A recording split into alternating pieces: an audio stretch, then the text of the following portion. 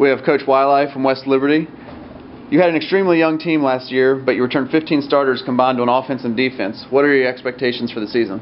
Well, I think this time of year, if you're not optimistic and you don't think you have a good day, you don't need to be in this profession. I mean, every year, the beginning of the year is new life for you. Obviously expectations are high at West Liberty, and we didn't meet any of them last year. But we think through recruiting and what we had coming back and the kids we redshirted last year, we'll be much better than we were.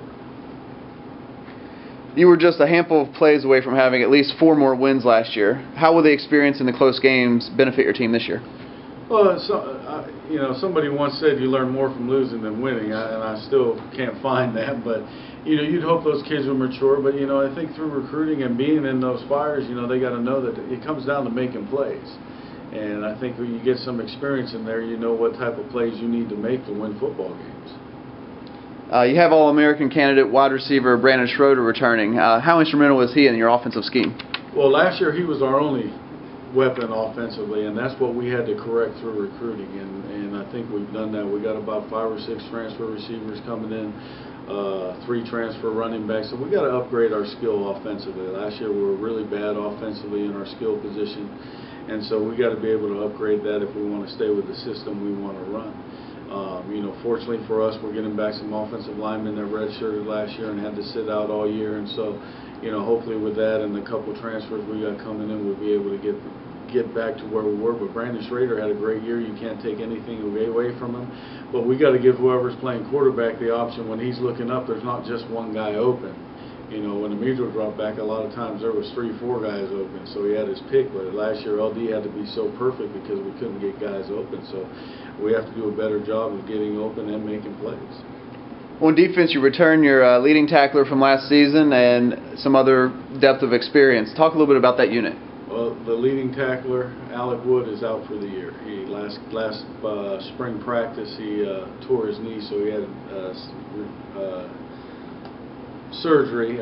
Actually, he's bugging me to play. He's way ahead of schedule, but we're going to redshirt him this year. But defense, we returned a lot of kids.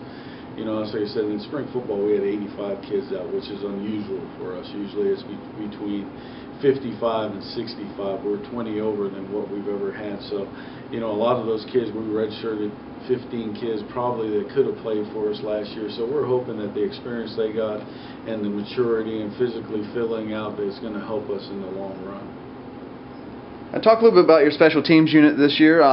You return a depth of experience, but it's an area people don't usually talk about, but can be a game changer for you with some experience. Well, fortunately for us, what I worry about special teams is number 1, a long snapper, and we got the same kid that's been long snapping up for us the last 2 years, and this will be his 3rd year, and we got plenty of added depth there. We do have to get better in our kicking game. We recruited, we got 3 kickers coming in and 2 punters, even though I think Yoakum was honorable mention all conference.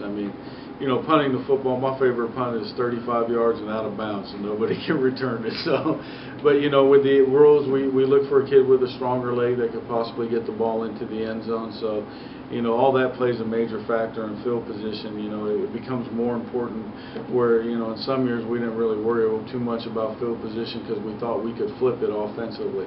Well, it became evident last year that we couldn't do that, so the kicking game becomes more of an impact. So we recruited a lot of kickers. It's wide open. Even though we returned a kicker that kicked for us every game last year, we got 2 pretty good freshmen coming in. Same thing with a punter. We got an all-state punter coming from Florida. So, how that plays out, kicking's probably one of the easiest things to choose because we chart them all through practice, and whoever kicks the best in practice will get the first shot in the game. Same thing with punting. Whoever punts the ball the farthest into the right area, that's who's going to punt. But we can chart every punt, every kick. As for the schedule, you open up with a tough Catawba team at home before hitting the road at Virginia State. You don't have any long stretches of road games this year. Will it be a benefit for your squad to be at home every other week?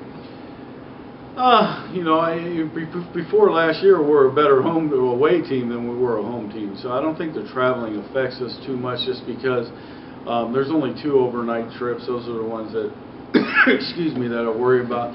But all the other conference games, we get up in the morning and drive down. So, the home and away thing, like I said, we've played better on the road than we have at home for some reason over the last few years.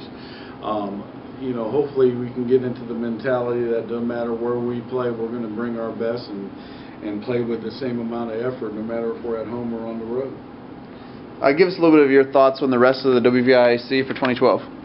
Well, I've been in this conference a long time, and every year I see an improvement from top to bottom, meaning that there's more teams that can win. I think if you look last year, Concord was picked maybe 5th or 6th, and came out and won the conference. I think there's a number of teams, and like I said, if you're not optimistic this time of year, I think you're in the wrong profession. So I think from top to bottom, it's improved every year, where the gap is getting closed, where more teams can win it, every game's competitive. You didn't see a whole lot of, probably, like even for us, I mean, we were 1-10, but I think we were blown out 3 times, which we weren't used to. We weren't even in the game, but I think you'll see less and less of that games are going to be more competitive, just because the coaching is improved, and with the improved coaching, you're going to get improved play, and you're going to get improved players. So, I think it's just a trickle-down effect where, any one of the teams this time, I know everybody right now, if they don't feel that they can win the conference, they're in the wrong profession.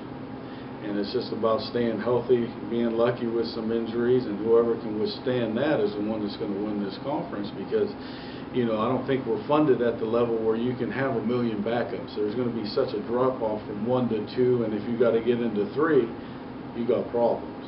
And so I think that, staying healthy physically is probably the #1 thing. I haven't seen, the year we won it, we didn't have anybody hurt. We played with the same people. Last year, 11 games, we had 10 different starting offensive lines at different positions. So, that all plays a relative fact into who wins. All right, thanks a lot for your time, and good luck this season.